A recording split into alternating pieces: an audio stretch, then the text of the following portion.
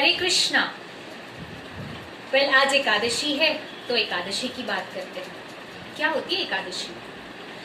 Ekadashi is known as ये 11th day होता है वैक्सिंग मून से और वेनिंग मून से, यानी पूर्णिमा और अमावस्या दो को अगर आप पॉइंट बना लें तो जब चंद्रमा बढ़ रहा होता है तब 11, और जब चंद्रमा बिल्कुल घट रहा होता है वहाँ से 11। सो होता क्या है एकादशी में?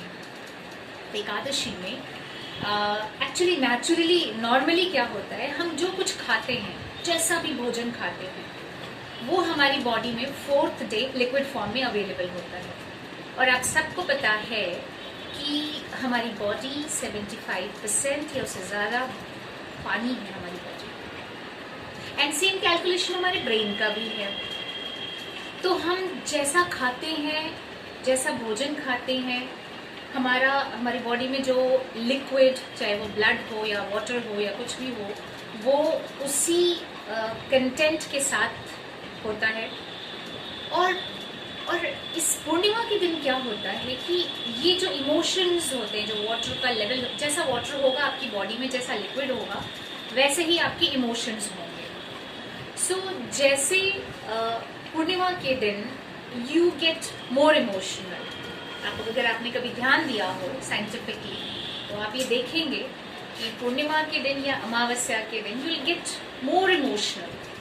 सो अगर आपका वाटर इनटेक या आपकी बॉडी का वाटर, आपका भोजन जैसा भी है, सात्विक है, तो वो सात्विक कंटेंट के साथ आपके बॉडी का वाटर लेवल होगा या लिक्विड लेवल होगा।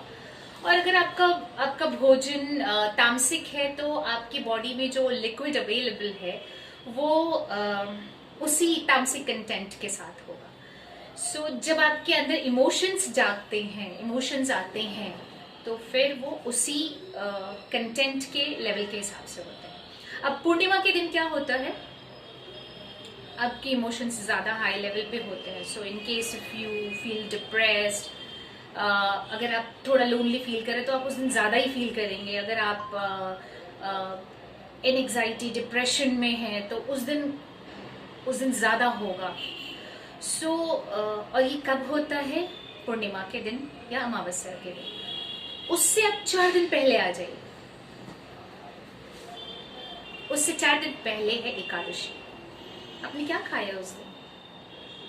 सात्विक भोजन खाया, तो आपकी जो इमोशंस का लेवल है वो उसी तरीके का होगा, आपकी सोच उसी तरीके की होगी। सो इस साइकिल को बिल्कुल फ्लुएंट रखने के लिए, नॉर्मल रखने के लिए बुद्धिजीवियों ने, जो हमारे देश में पहले रहे होंगे या धरती पे पहले रहे होंगे यूँ कह लीजिए, उन्होंने एकादशी को एक सेंट्रल पॉइंट बना दिया एंड इम्पोर्टेंट बना दिया कि आप इस दिन भोजन मत करिए पहले तो।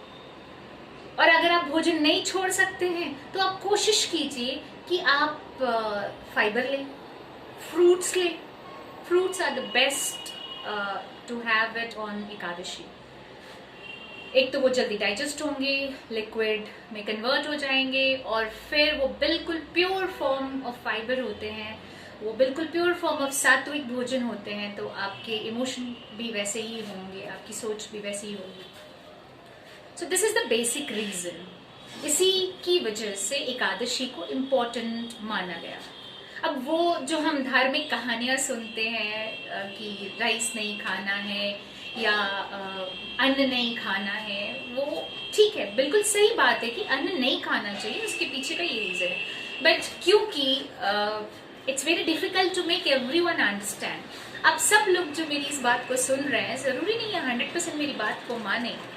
तो कई बार क्या होता है, आप जिस बात को मानेंगे उसको उसी तरीके से समझा दिया जाता है और फिर आप उसको फॉलो करते हैं। आप ज़्यादा धार्मिक है तो आपको धर्म की बात से जोड़ दिया, आप ज़्यादा साइंटिफिक बन रहे हैं तो आपको साइंटिफिक बात से जोड़ दिया।